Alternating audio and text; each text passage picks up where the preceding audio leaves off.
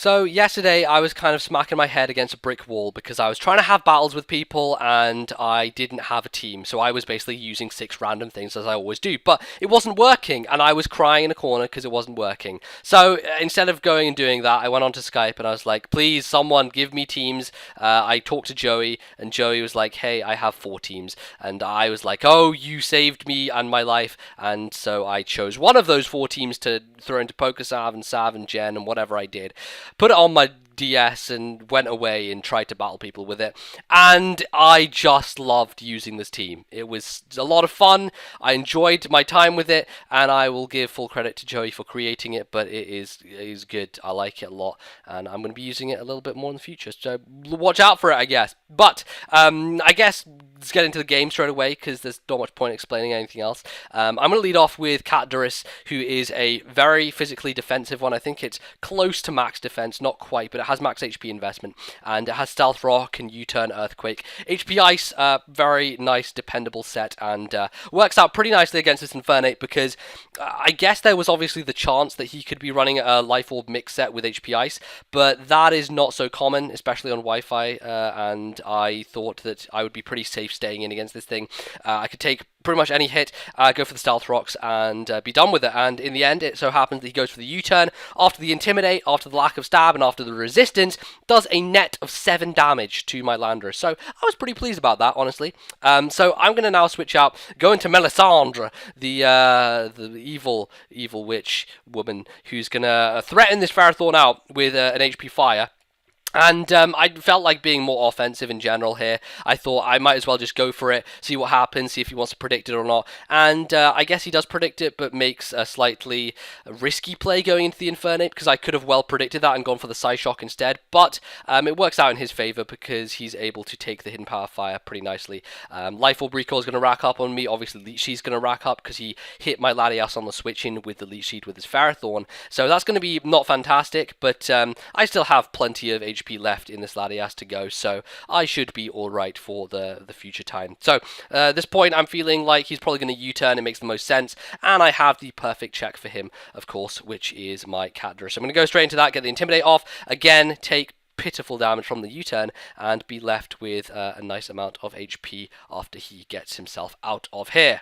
So now he decides to go into Latios, and this was kind of a point in the match where I made a little bit of a stupid play. Not really stupid, but it could have cost me had the situation not worked out. I really do need this Catdoris to stop his Infernape and his Terrakion, and though I have Fortress to kind of do a little bit against Terrakion, Landorus is really necessary. So staying in on the Latios when there's the potential of him being Specs with Draco was not the best idea. I probably would have not taken that too kindly, and only got a U-turn in return, which would have done a significant amount of damage, but probably not the best of ideas.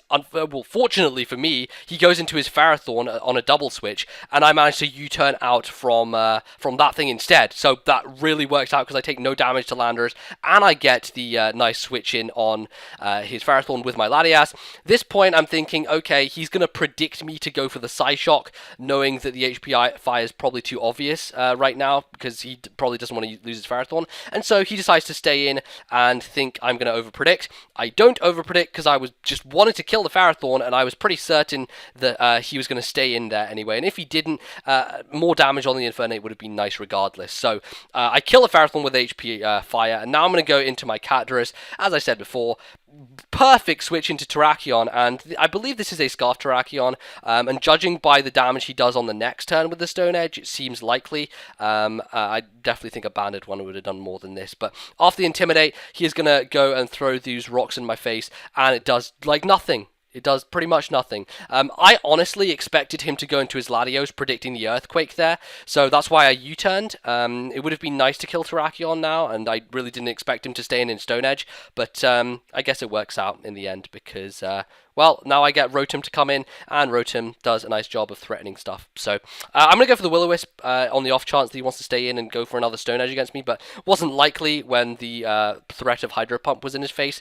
Unfortunately missed the Will-O-Wisp on the Jolteon switch-in, but I guess it's not a huge deal because Jolteon's obviously specially based, and you know he doesn't care if he gets burned, really. Just residual damage that would help later on. So he's going to Volt Switch out into his Jirachi, which is most likely specially defensive, and is most likely going to take this Hydro Pump incoming very nicely indeed. And as you can see, it does take that pretty beautifully. So not much my Rotom can really do here. I could try and Will-O-Wisp him, but I don't feel that that's really a valid thing to do, seeing as that there are easier ways for me to just directly kill him with Earthquake. So I am going to Volt Switch out on this turn, and the nice thing about this is that he reveals he's a Calm Mindset, so now knowing that information, I have a choice of what I can go into to combat the specific set, and instead of going into my Landorus to take off, or to take down your usual kind of iron-heading Jirachi, I'm going to go into my Tyranitar, knowing that if he's running the substitute Calm Mindset, he will be running Psychic and T-Bolt. Psychic, T-Tar's obviously immune to, and Thunderbolt will do absolutely nothing, and I know this because I have tried using a Calm Mind Jirachi against an opposing T-Tar before. When you have +1, T-Bolt does a pitiful amount, and as you can see, it really does do a small smidgen amount of HP. So knowing this, I'm going to go for the Crunch and do a huge amount of damage. This is a Choice Banded T-Tar, so it's definitely going to be taking out a chunk out of the Jirachi. And on this turn, I decided that he was probably going to switch to his Terrakion to get the Justified boost, so I'm going to proactively go to Cacturus, hopefully being able to get the Intimidate on the Terrakion, because if there was a double switch that occurred there, his Jirachi would be switched out first because it was faster than my Tyranitar, therefore the Cacturus would come in second on the Terrakion, be able to Intimidate, and just be on a better footing. But doesn't happen, he just continues to T-Bolt, which I find kind of strange, and he then obviously is going to want to Psychic me. I don't want to stay in and take a +1 Psychic with my Landorus, so I switch back into T-Tar, and now I decide I'm going to go for the Pursuit so that I can trap this Jirachi and make sure it doesn't cause me any trouble later on. So by doing the couple of switches there between these two guys, it works out because obviously T-Tar is immune to one of Jirachi's attacks and Landorus is immune to the other one, so it works out pretty perfectly.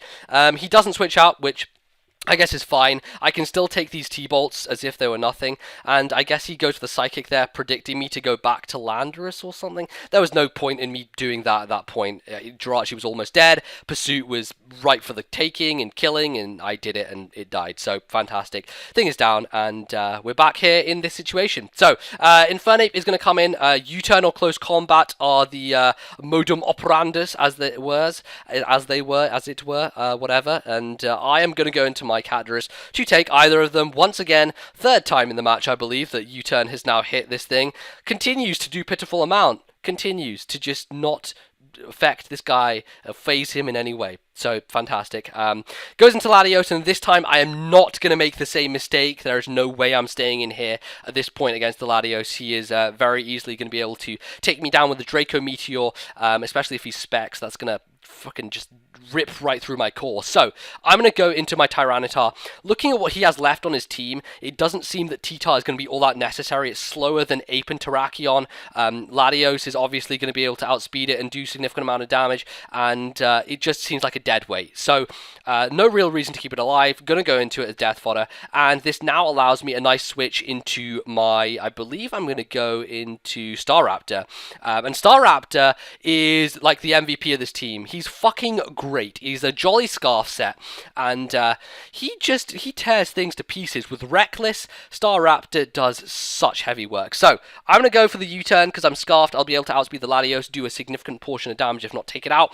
And turns out he goes to Jolteon. I guess nothing on his team wanted to take a U-turn. I think that Terrakion would be a nice thing to go and take a U-turn, but I could then obviously go into my Landorus again, so it wouldn't put him in a great position. So, I'm going to go into my Latias.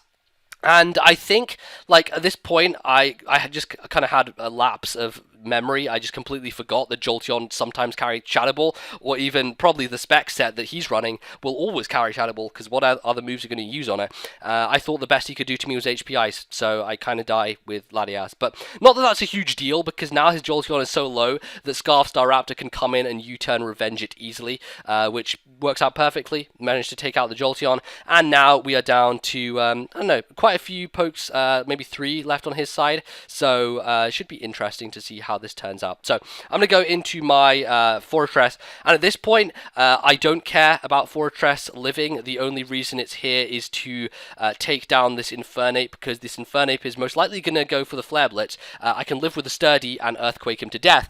Doesn't happen because he actually misclicks. He said he misclicked onto the Thunder Punch, which it doesn't make a huge difference in the end, I don't feel, because I had ways of dealing with the rest of his guys.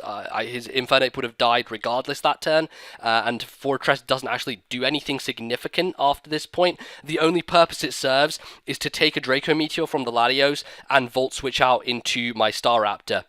And by this point in the game, he only has the Latios and the Terrakion left, I believe. And depending on whether the Terrakion is scarfed or not, and depending on its nature, Staraptor should be able to finish off the game. So I'm going to Volt Switch out, and Staraptor is the thing I'm going to be going into. I'm obviously going to be able to outspeed the Latios, and I should, at this point, with the Reckless, be able to go for the Brave Bird, clean that thing out, and his final thing is going to be the Terrakion. Now, I pretty much have this on lockdown, because if he switches into Terrakion, that thing is dead, and his Latios is going to be slower as well.